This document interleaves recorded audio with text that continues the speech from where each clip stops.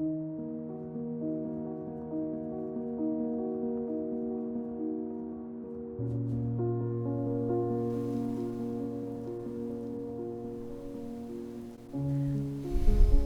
Diary. Dear Diary, October 21st, 2023.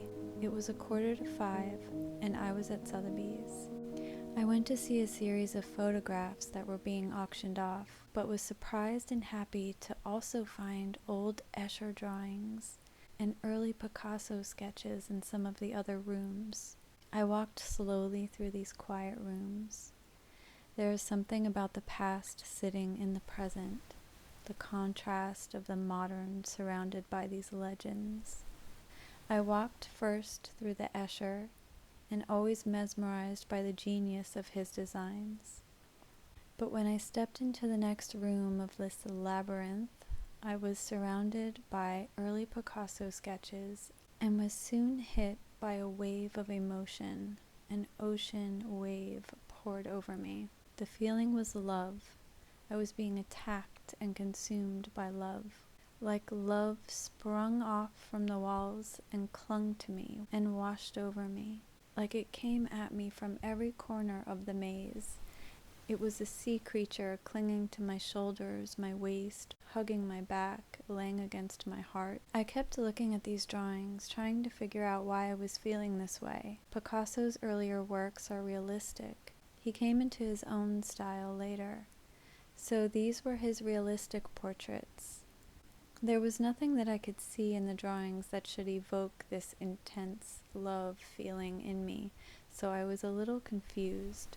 Being attacked by love wasn't a bad feeling, but I didn't understand how these particular drawings were having this particular effect. But I felt good, and I felt inspired, and I wanted to write. I wanted to go to the rooftop cafe at Sotheby's in that moment, but it had closed down years earlier, so I left the building. I remember the sensation stayed with me a little longer, and I wrote it down to preserve the feeling. This thing I called love attaching itself to me, infusing me with a sense of elation, inspiration, happiness, almost giddiness. It energized me. When I was going to LaGuardia High School in the 90s, we used to cut classes and go to Sheep Meadow in Central Park. When the sun was beginning to set, I was surprised to see park volunteers walking around the meadow, kicking people out. Had it always been that way? Maybe, but now I was noticing it and how ridiculous these rules were. So many rules and restrictions. But if I'm honest with myself, growing up in New York City has always been a kind of tug of war between restriction and rebellion, freedom. Feeling like a caged bird for long periods and then flying free. I've grown accustomed to the ebbs and flows, pulling me in and then pulling myself out again. I remember so clearly the feeling when I was a young teenager, sneaking out after my parents went to bed, jumping on the 6 train to go downtown to St. Mark's Place. I would literally skip and run down the streets, feeling like I could fly. Freedom feels like the Tao. It is the freedom to be, to just let go of all the layers we hold on to that are supposed to shield us from the challenges of life. But letting go and being open to the world, letting the wounded hero inside free to express itself, seems to be what the Tao really is. And so I thought again of Picasso and the overwhelm of feeling that rushed over me at Sotheby's that day. I thought about how everyone calls him an asshole. I thought about all the hearts he had broken. I thought about the artist Dora Maar, whose photo collages I have loved since I was a little girl, how she became Picasso's weeping woman.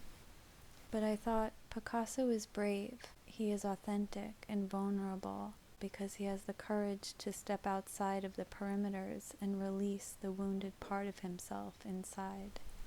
So I thought of the Tao again, to be free to be ourselves, to be authentic, open and vulnerable against the backdrop of the closed and satiated. and I understood why I felt that overwhelm of love in the presence of his earlier sketches. It wasn't what I was seeing, but maybe this was the moment before the moment that he released his true self into the world, the point of his true self-love. And maybe I felt his elation, his joy, his giddiness, that he was energized.